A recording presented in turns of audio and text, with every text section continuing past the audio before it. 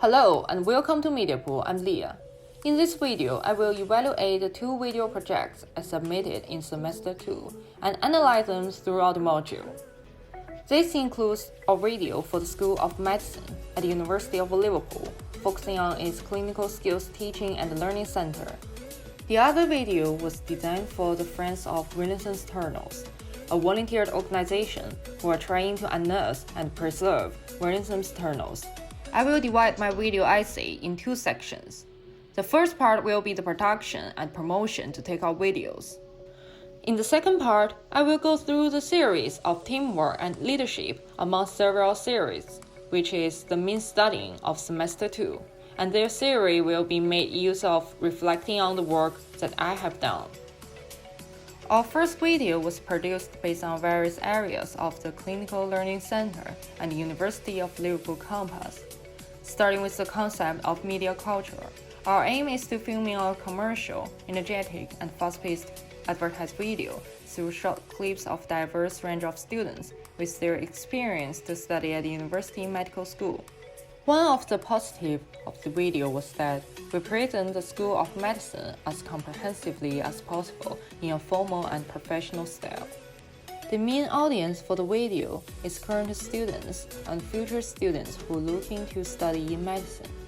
Considered to both target audience and the general public, we choose to film in bright, warm light and use cheerful and pleasant music as the background sound in order to keep the audience as wide as possible. The logos of School of Medicine, Clinical Skills Teaching and Learning Center are also present as background or a single shot to enhance the theme of the video. And Victoria Building is the destination image of Liverpool, thereby may let the audience consider the University of Liverpool more when choosing a university. According to Berger 2013 STEPS framework, this video has successfully achieved 3 of 6 contagions: social currency, emotion, and public. For social currency, our video introduced the audience to the professional teaching and learning zone of the medical school by using easy-to-follow language and editing method. The audience can have a quick understanding of the university medical system in a 2-minute short video and make them feel involved and support this teaching way by reposting it on social network.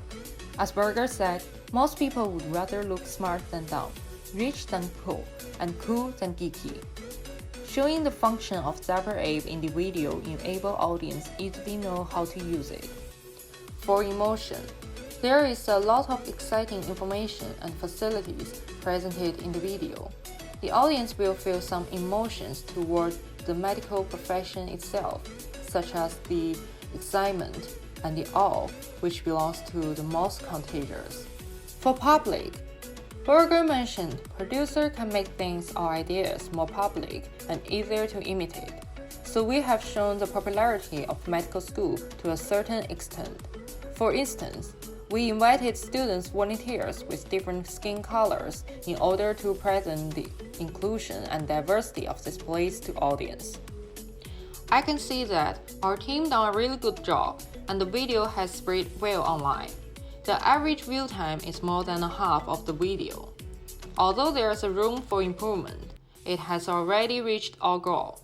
Most of the content of the Clinical Teaching and Learning Center has been shown in the first half. This also shows that in the digital age, people may not have the patience to watch a full video that longer than 1 minute.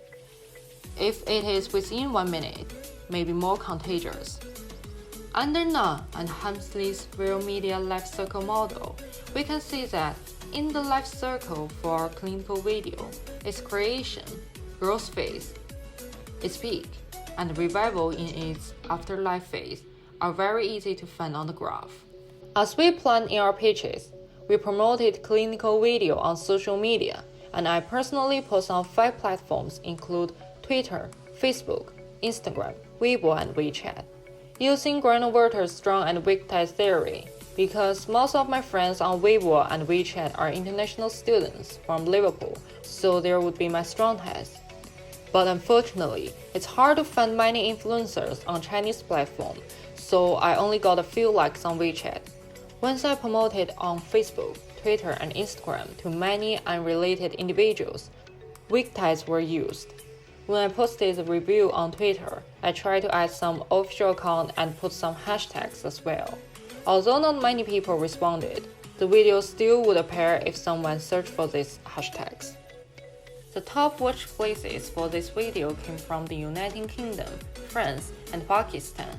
This also shows that our promotion is effectively and successfully expanded the range of influence locations.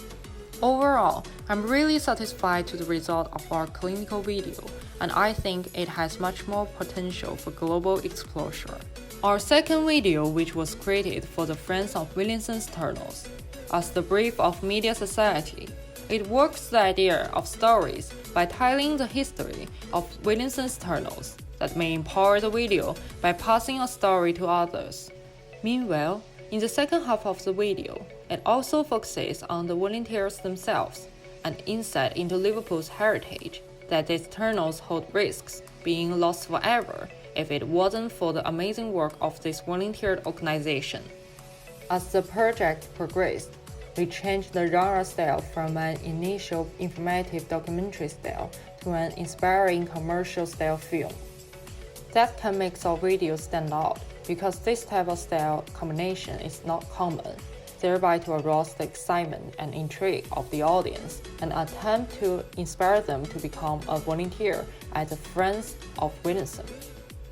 Therefore, the core of the target audience is local residents and students living in Liverpool who are capable of direct action while being influenced by the video. To do this, we choose to use slow and solemn music as the background music to add a sense of history, and using relevant archives such as historic photographs of Joseph Williamson and the old printing of Liverpool City to increase the authenticity of the video. Looking at Berger's step theory, in this video, the main contagions are social currency, emotion, practical value, and stories. Social currency and stories can be seen from the telling stories of Williamson's Tunnel itself and the experiences of the Friends of Williamson's Tunnels.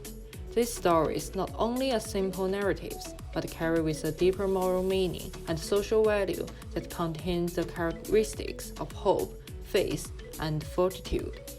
For emotion, this video inspires patriotism and moral wills that audience can feel positive emotions such as awe and respect. Therefore, raise the engagement and encourage them to repost the video to show their caring of the city and increase their moral satisfaction to a certain extent. For practical value, the historical information in this video teaches the audience a brief part of the history of the hidden cultural places in Liverpool. The official website and email address given at the beginning and end of the video also provide more useful information to interested people to save their time. Let's move to the statistics. We can see that with 368 views, 420 minutes of watch time, 24 likes, 17 shares, and an average view duration of 1 minute 8. Using the Hensley's viral media life cycle theory, this is what the Williamson's Tunnels video would look like. To try and explain this, I think because the video was released on May 11. First, due to my team members are busy with other deadlines, we are not very timely in promotion. Secondly, because most of publicity targets are students, during the busy review period, most people may not have patience to watch a 3-minute video which has nothing to do with them. This again proves that the shorter the video, the more contagious in this era. Further, I used the strong and weak tie theory to promote our video as same as I did to the clinical video, including strong ties on Weibo and WeChat, and weak ties on Facebook, Twitter, and Instagram. This time, to my surprise, I succeeded in weak ties on Twitter. The impression and engagement of my tweet more than doubled from the previous one because the positive retweet of influencers. Top geographies for the video are located in the UK, which again is to be expected due to the Williamson Turtles being Liverpool-based. Overall, I believe we have effectively transmitted information about the friends of Williamson Turtles. The thing we need is to pursue greater exposure. However, this video contains relatively many steps principles. This is good, as the more steps a video contains, the more successful it would be in the long run. For the second block of my video essay, I will discuss some theories about teamwork and combine my own experience in Group 6 to do the reflection. Katzenbach and Smith's team working model demonstrates the relationship between performance impact and team cohesion, and displays the position of different team types as well. High-performing team is the final goal of every team pursuing, but have to go through other 4 points on the graph so that to achieve it. Whether the video of clinical or the Williamson Turtles, I think in the end, our team both have reached the level of the real team. But the difference is that for the clinical team period, we started from an unfamiliar stage, sat down to get to know each other, and simply share some thoughts on our first video idea, as the process that we became a pseudo-team from a working team. After we met for the second time to determine the final idea and develop a detailed work distribution plan, then we became a potential team. Truly became a real team is on the day we filming together at the School of Medicine. We all work for the same goal, but to be the high-performing team, we require more personal commitment and more tacit understanding. That may be quite hard to achieve for a fresh team. For the Williamson Turtles video, though we got the same result, the starting point was different. We were a pseudo team at the beginning. We had already known each other's strengths and weaknesses to a certain extent, but we were not as positive as the first video because of the difficulty of the second one. We didn't have much brainstorms and creative idea on the produced form, basically follow the same filming model with the clinical video, which means making an official promotional video. This may be the point we need to improve. Though our second video is great, we still need to challenge ourselves. For example, choosing the game mechanics and animation forms to increase personal growth. If I relate the Tuckman stages of team development to the process of each team project, I found both developments are similar to this model chart. In the forming stage, our first brainstorming for the 2 videos were both set in a relaxed atmosphere and discussed the rough framework for the first idea. Therefore, we knew that we can believe each other because we together figure out one way to accomplish our task, so that form an invisible dependency. At the stage of brainstorming, as Tuckman mentioned, this is a period of conflict and emotional struggle. We don't actually have any conflict, but compared to the second one, we have more brainstorming and ability of quick decision making on our first video plan. At the norming phase, in order to guarantee the differences of ideas, basically they're proposed by different members. For example, I provide the initial second idea of clinical video. Client had chance to choose the idea which more fit on their demands, whereas we knew each other better through this process, thereby develop our commitment to the team goals, achieving the real performance stage eventually. We will next look at the leadership. We did not explicitly decide anyone as a leader of our team in these 2 video projects. That may be the link point of our team, but we seem to have a potential leader, a gatekeeper, as Johnson et al. 2002 defend, remanding when assessments were due to guarantee team members can hand them work on time. Our situation is very similar to that mentioned by Johnson, and each member's role depends on the situation. In the case of clinical video, especially for the production of 2 ideas of the page, each of us had a clearly responsible part. For example, I was responsible for complete the parts about all the social media promotion and target audience. But in the early stages of Williamson Turtles video, our team was divided in 2 groups. Each group was responsible for 1 idea. Therefore, according to the definition by Pearce and Conger 2002, I consider our team belongs to the shared leadership, which means members collectively exert influence to the team's goal. However, as Goldman 2000 states that a good leader can get quick results from a highly motivated and competent team. When we decided the direction for both videos, it took a long time from express your own idea to the final decision. We need to improve the efficiency of decision making. In conclusion, I really enjoy working with our team members. Our team's clear plan for the working of the team members allowed me to see the different skills of each person.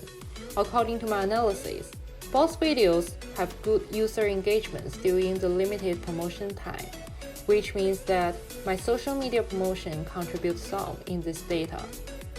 What I need to improve is filming skills and video editing skills.